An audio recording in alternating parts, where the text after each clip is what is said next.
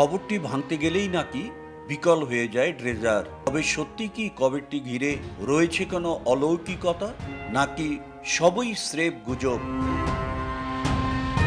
নীলফামারীর কিশোরগঞ্জের তিস্তা সেচ খালের মাঝে সিট রাজীব সরকার পাড়া এলাকায় কবরটির অবস্থান। স্থানীয়রা জানান, দেবার উদ্দিন ওরফে দেবা হাজী নামে এক ধর্মভীরু ও ধনাঢ্য ব্যক্তির কবর এটি।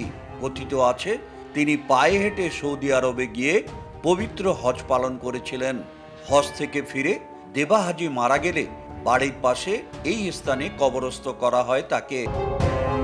এলাকার বয়স্কদের দাবি, তিস্তা সেচ প্রকল্পের আওতায় 1984 সালে খাল খননের কাজ শুরু হয়।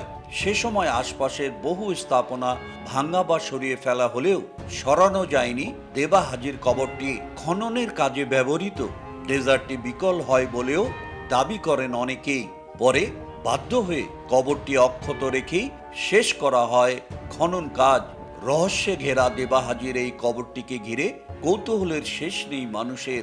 প্রচলিত আছে, খালের পানি বাড়লে ভেসে ওঠে কবরটি। কৌতূহলী মানুষ ছুটে আসেন রহস্যজনক এই কবরটিকে এক নজর দেখতে। যার কবরকে ঘিরে এত রহস্য, এত আলোচনা, সেই দেবা হাজী সম্পর্কে তেমন কোনো তথ্য জানা যায়নি এলাকা